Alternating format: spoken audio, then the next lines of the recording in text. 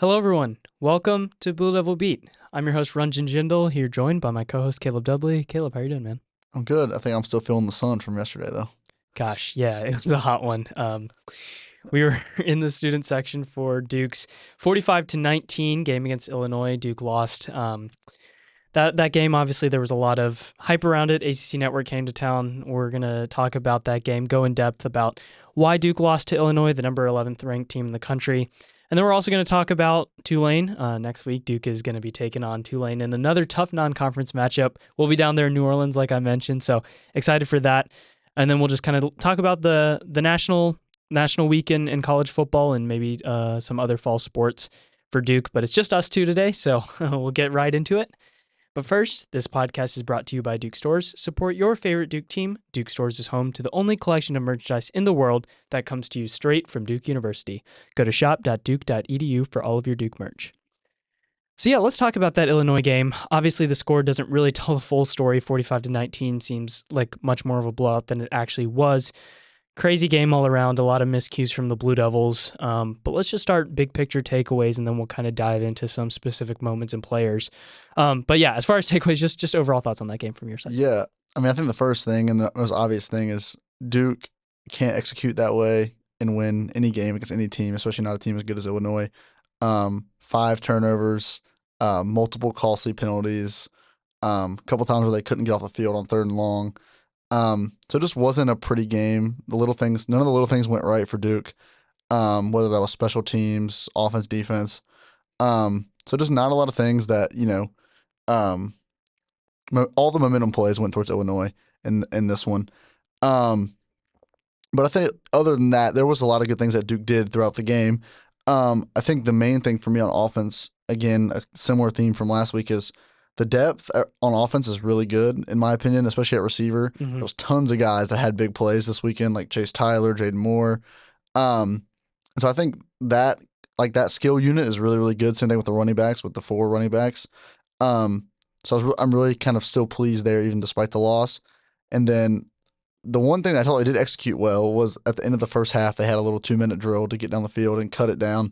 I thought Mensa was really, really good there on that drive. Found Andrew Anthony a couple times, eventually for a touchdown. I thought the play calling was really good from Jonathan Brewer, and then the protection was good, and then Mensa was able to find a lot of his guys wide open. So that was a good momentum play for Duke going into the half. Obviously, they didn't capitalize on that coming out of the locker room, but I thought that was one of the shining moments in terms of execution. Yeah, agreed. And starting kind of on the more positive note for the offense, I was looking, there was only one punt for the whole game for Duke. So obviously, a lot of the reason why that was is because some of them ended in turnovers. But if you are thinking about sustained drives, there was really not any 3 and outs except on the second drive of the game. Then after that, every drive was at least 36 yards. A lot of them were 40, 50, 60 yards, which shows that the offense is able to create sustained momentum, which is key in an up-tempo system, right? You want to be able to get a first down, then run up to the line and run your next play. And so, like you mentioned, I thought Brewer called it well. I thought Mensa is getting more and more comfortable finding his receivers. And so that was great on the offensive side of the ball.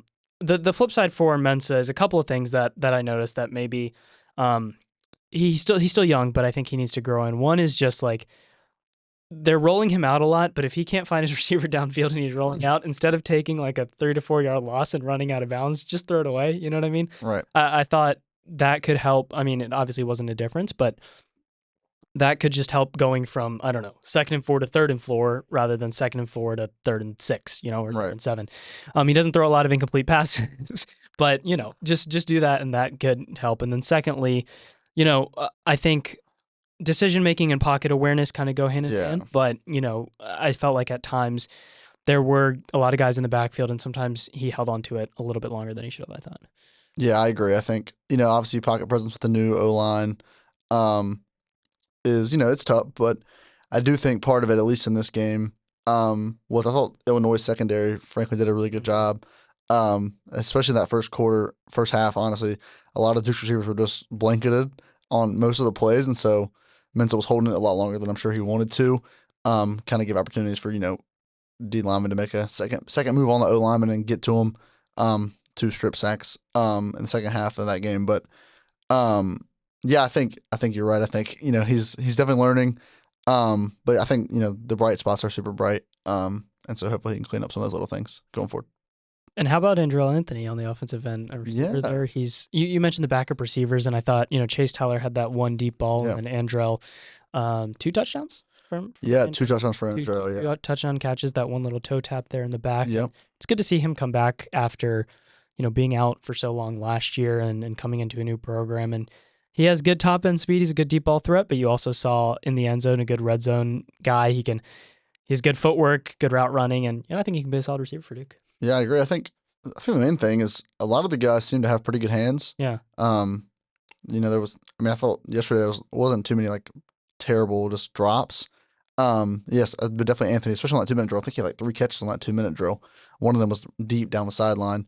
Um, yeah, I mean he's having about 6 guys you can kind of rotate in there and be confident is huge for an offense, especially with injuries come up and things like that. Yeah, let's flip over to the other side of the ball defensively. Definitely a lot of positives and negatives here, but I'll say one thing, especially at the start. I thought Illinois' continuity on its offensive line would really neutralize the Blue Devil front, but I was impressed with, for the majority of the game, how the Blue Devils handled the Illinois rushing attack and were able to get pressure into Altmaier. He missed a lot of open throws, especially early, and I think a big part of that was the pressure from the Duke front seven. And then on the rushing attack, I mean, Caden Fagan is huge, but for the most part, I mean, 17 carries for 48 yards, only 2.8 yards per carry. Duke was able to contain Illinois for the majority. I think towards the end, the defense got a little bit tired. Yeah. But from the first week to the second week, I thought Elon gave him a lot of missed tackles, kind of missed assignments. This less so like that, in my opinion. Agreed. That's kind of what I saw. Yeah, I definitely agree. I think it was really impressive at the start of the game, how well they were able to contain the run. Altmaier missed a couple throws. I thought early in the game got throws he usually probably hits. Yeah. But that happens for any quarterback in any game. So good for Duke to take advantage of that. I think really just as hot as it was out there, and then they were on the field for a long time. I mean, um, like for example, they had a stop and then like a 3 and out, and then they had to play a whole other series because Queso muffed the punt on the 20-yard line. Um, and so there's a lot of times they were on the field they shouldn't have been on the field. Yeah. Whether that was penalties or turnovers or whatever. And so if it just wears the defense down, especially if the team as physical as Illinois. So yeah, I thought the first half was pretty good. It couldn't no complaints there, but obviously always things to improve on going forward later in the game. Yeah, and then the second half, I felt like the secondary. I mean, obviously Chandler was fantastic, and I think this should not go unsaid with how well he's doing because his name is not called a lot. So Right. inherently, that means that he is doing well as a cornerback. Yeah. He had that tough roughing the passer call, but overall, he's doing a great job mixing up his blitzes, being able to help on screens, and just locking down his guy as well. But on the other side, you saw when Kamari Robinson got hurt. Hopefully, he's okay. It seemed to be in either a shoulder or something ding up. He got hit pretty hard. The depth of the Duke secondary was pretty vulnerable, and you saw Altmaier be able to dice up the secondary more, and so I think that's a point moving forward. Obviously, you want Terry Moore back as soon as possible, but that seemed to be somewhat of a weakness for the Duke defense. Yeah, I mean, you talk about the Robinson injury, and then Caleb Weaver was out for a stretch of plays there too. So there's already a lot of young guys in that secondary, but they were really having to rely on a couple of those guys. Obviously, like you mentioned, didn't go exactly to plan, which is to be expected. With a bunch of young guys, second game of the year, it's learning experience, but yeah, definitely be nice to be healthy, fully healthy going forward. Yeah. What players stood out to you? It can be on either side of the ball Yep. that maybe you thought had a good game. Yeah, I'll go 2 on defense. The first is VJ Anthony. I think anyone in the stadium would say VJ Anthony. That first quarter, first half, really, he was, I mean, dominant. They couldn't block him. For a guy as big as he is, he's 6'5". His bend is unbelievable. The left tackle for Illinois just could not handle him. A bunch of times where he just came pretty much untouched and hit Altmaier. He had 2.5 sacks in the first half. And he's just got long arms. He's tough to deal with in the run game too. So he's a great edge for them to have, and him and Wesley Williams are a great tandem. The other is Kendall Johnson. Younger guy, didn't play a ton last year, played some, but thought yesterday he was really good. I know he had at least 2.5 tackles for loss when I looked during the game. He might have ended up with more. Thought he was just kind of all over the field. He was good in the run game. He's a pretty big kid, big linebacker. Just thought he was a good compliment to Nick Morris and Trey Freeman, who are more known commodities on defense. And so, when one of them has to come out of the game, I thought he did a pretty good job there. Yeah, so those two stood out to me. Yeah, and we were talking about this during the game, but as a whole, that linebacker unit Yeah, played pretty well. Nick Morris had 3 tackles for loss, including one really big one, and Trey Freeman was in the backfield a lot. So I thought, as a trio, they did very well together. And then VJ Anthony, you're right. Just you mentioned that bend. He told us a couple weeks ago that over the summer he's been doing a lot of yoga and a lot of Pilates, trying to get that flexibility with his size, and it seems to be paying off. yeah, He's fantastic. It just has a knack for getting to the quarterback, and he made life difficult for Altmaier for sure. And I thought the front seven could have been was really a strength for Duke defensively and something that it can build on moving forward. But those, I mentioned Chandler, but I feel like those kind of were the biggest players that stood out across the board on that defensive side. yeah. All right, anything else from that game? I mean, do we need that? Is it time to change punt returners? Well, my philosophy. Never I return punts. I jokingly say just get, rarely. I say never return punts as a kind half joke, but I think it's the ball is going to bounce. I don't know. I'll just say this. Like, it ends up normally being okay if you just let the ball hit the ground and bounce, especially if it's a Right, tough catch, right? Like, right. I understand if you're open and you have some room, but especially if you have players right on you, it can be a tough catch. But maybe you change it to Samir. I know Yeah, Duke has had good punt returners. Queso ran one back last week, but he also muffed one last week. So, it's a really hit or miss game, but those can really yeah, change the momentum. yeah. I mean, I think it's not ideal to have special teams hiccups 2 weeks in a row. Yeah. Last week against Elon, you had Polino miss a field goal Mhm. and the muff you just mentioned. Then this week, Queso never looked comfortable back there in any of the punt returns. I didn't think he looked Mm. comfortable catching any of those balls. And then we had the penalty where there was two number 8s on the field at the same time. Um, Kind of going back and looking at it, it seemed like when Weaver got hurt, I guess he's usually on punt return, and so they had brought on like either Jaden Moore or Deshaun Stone to replace him. And I guess just didn't realize who was there. But not the kind of discipline like mistakes you're used to seeing Duke under Manny Diaz have. But yeah, special teams has been kind of a weak point so far. So we'll see if it hopefully cleans up. Yeah, definitely a weird situation, but Diaz took full accountability, and it's on the coaches, right? If you have something like that, you want to make sure that everyone knows their numbers is in the right place. But Right. when we saw it on the field, I had no idea what was going on, and yeah, definitely an interesting situation, which flipped the momentum of the game, especially in that first half. Yep. All right, well, football is fast. Gotta change gears quickly and move on to a new one. And Tulane, another tough non-conference road trip.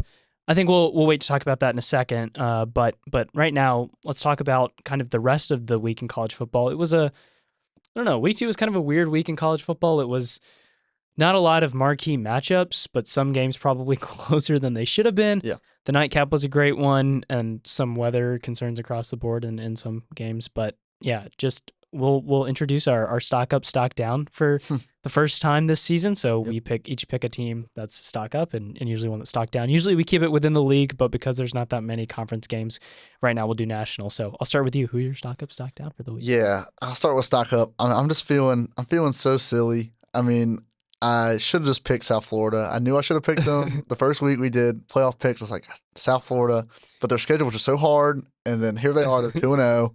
They beat Boise State and they beat Florida last night on a game-winning field goal. So I'm just feeling like I should have picked them. I'm regretting my choice, but I'll give them their props again this Yeah. week. I mean, for what they've done. I mean, I think Alex Golesh, the coach there, has done a really good job. For they're I think it's pretty safe to say they're in the driver's seat now for the Group 5 spot. And so they've just been really good. I mean, going to the swamp and winning is not an easy thing to do. Um, and so yeah, I was super impressed. A low scoring game, did just enough to win. So they're my stock up. They have Miami next week, in their third of the 3 stretch of ranked games. So if they win that one, I mean, it'd be hard to pick any team I think at the end of the year over them unless they just collapse in in conference play. But they're my stock up, and then stock down. Virginia Tech. Not the easiest non-conference slate to start the year for Virginia Tech. 2 SEC teams, South Carolina and Vanderbilt. They didn't look, they looked fine last week in South Carolina, who's pretty good. They, did a decent, okay job on Lenore Sellers.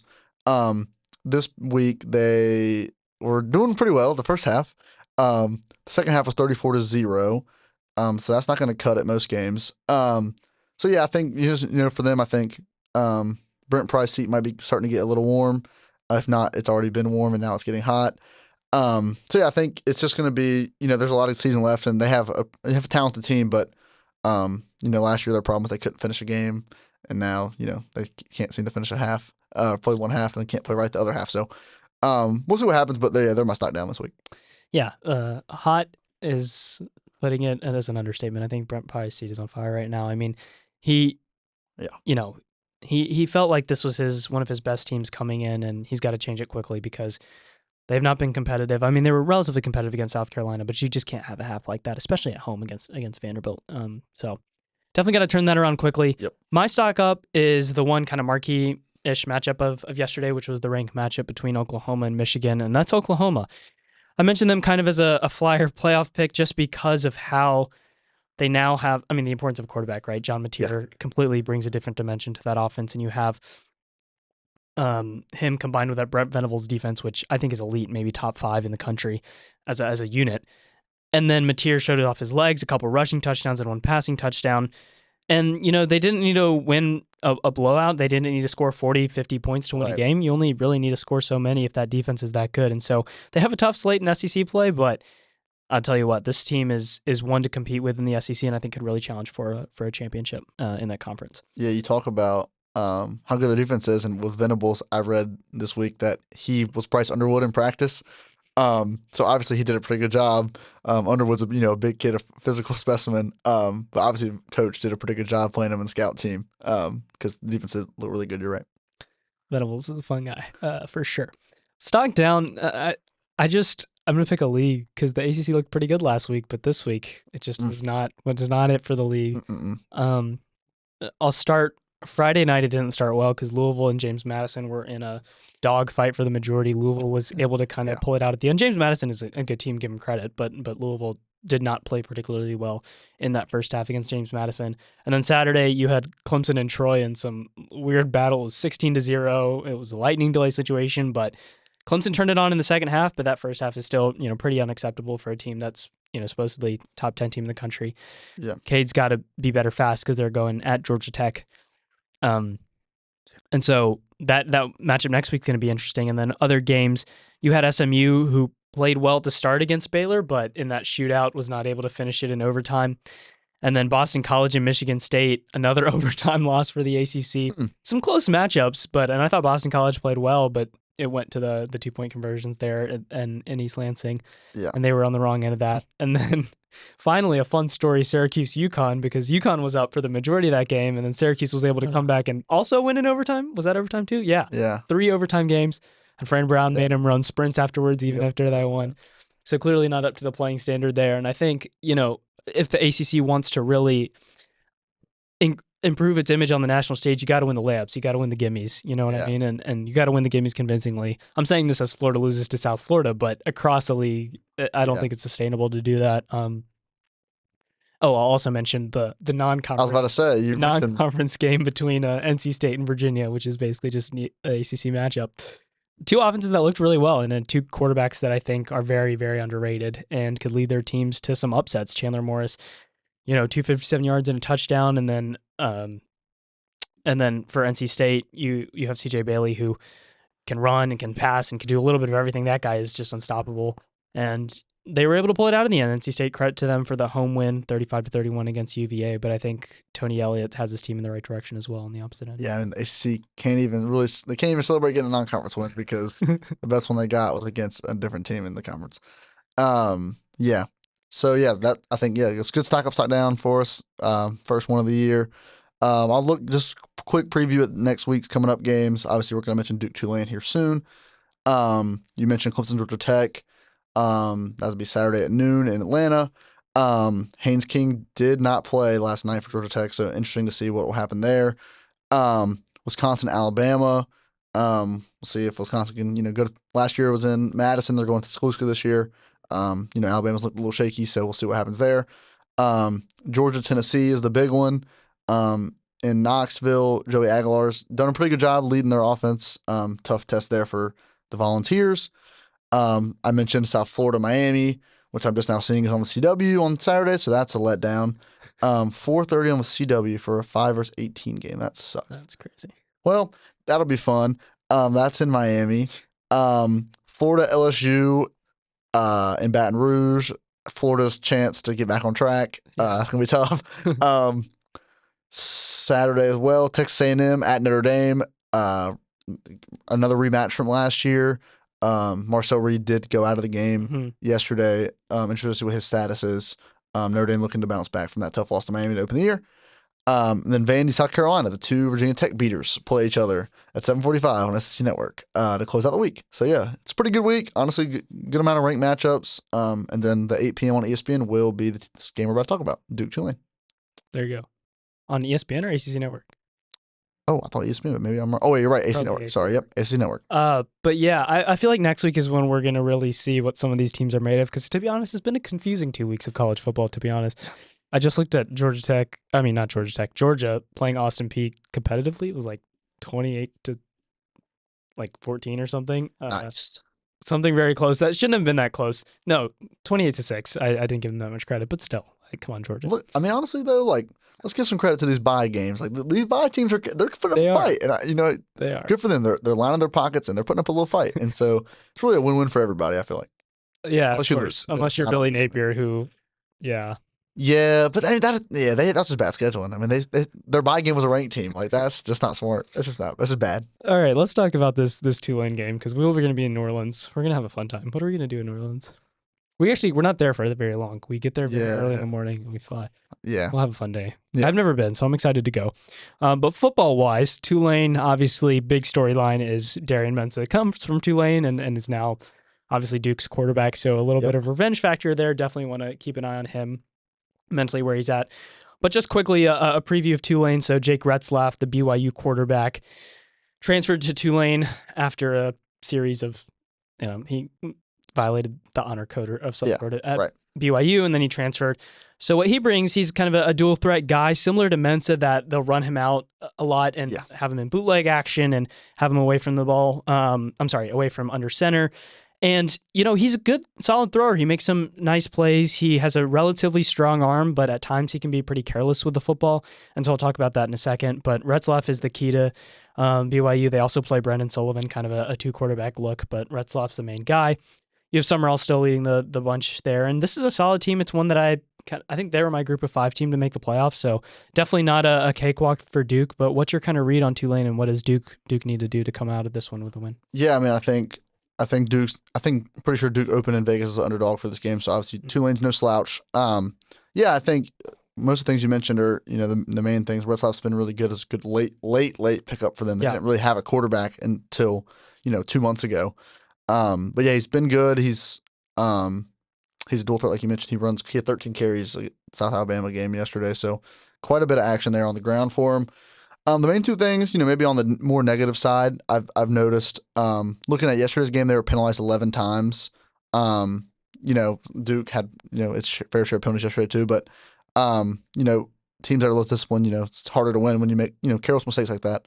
The other thing is run defense. They gave up 4.6 yards per carry yesterday to South Alabama. It's not great. Mm-hmm. South Alabama, the quarterback, same kind of thing as Tulane. Their quarterback had a good amount of those rushing yards. But yeah, I think that's the opportunity for Duke, who has a pretty good set of running backs to get some extra yards there. Yeah, and I neglected to mention Tulane's basically started off 2-0. Their week 1 win was a pretty big blowout against Northwestern, which they looked really good in. South Alabama game got a little bit more dicey. Tulane kind of dominated for the first couple of quarters, not dominated, but led significantly after 3. They were up 27-14, and then South Alabama really came back in the fourth and made it a 33-31 finish. But like you mentioned, the rushing defense was pretty vulnerable. But on the offensive side of the ball, Tulane has a really nice 1-2 combo. Zuberi Mobley's a quicker, their starting running back, and then Javin Gordon is a bigger back, kind of a good 1-2 combo there. And so they're going to really run the ball, obviously, plus Retzlaff. It can kind of be like, Elon's quarterback was able to kind of maneuver and run around Duke's defense. So it's going to be key to containing him for Duke's defense. It'll be a big challenge. And then for me, offensively, I think you really need to establish the ground game. I mentioned this against Illinois, but because they're vulnerable on the defense, and I think that'll help Mensa as well. I thought Jacques more, we forgot to mention him earlier, but I thought he looked really good in the first couple of quarters against Illinois, and I think Duke will rely on him pretty heavily. Yeah.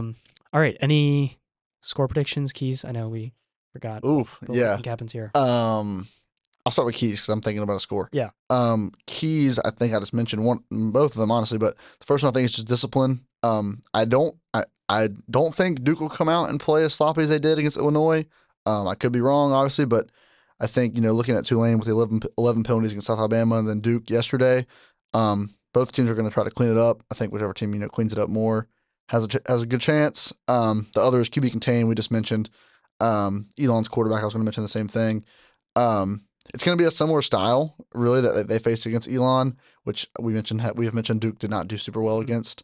Obviously, they've seen it now once, that kind of style play, so we'll see how they adjust to it. But I think containing Retzlaff is going to be huge. When he was forced to stay in the pocket against South Alabama, he wasn't super prolific. He was 13 for 24 for 125. Not anything to write home about. So I think if Duke can keep him in the pocket, they have a pretty good chance of slowing down Tulane. All right. Score. All right. No, I can go ahead. Score. I think Duke turns it around in a big way. I still think it'll be super close though. So I'll go 31-28 Duke. Okay. Sounds good. I'm similar on your end. I mentioned the keys. One is establishing the run game, and two, it's honestly the same keys that I had for the Illinois game, is winning the turnover battle, because I said that before the Illinois game, and obviously it went way south against Illinois. But for this one, Retzlaff can be a little bit sloppy with the ball at times, especially when he's running it and when he's throwing it. He threw a good amount of interceptions last year, and so this defense, which has a ball hawk tendency, can get some turnovers.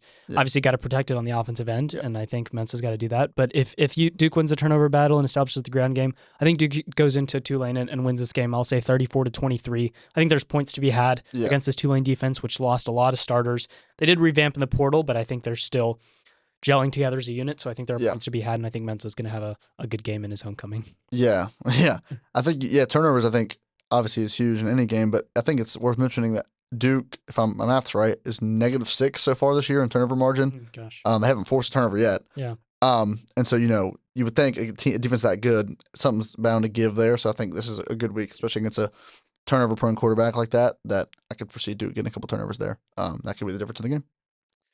All right. Well, yeah. Keep watching our coverage. We'll have some good preview stuff for Tulane and all the other football stuff. We'll be down there, and we'll write our gamers and sidebars. We'll probably be on social media as well. Check us out at Duke Chronicle on Instagram. We'll probably recap some of our trip and do some fun stories there.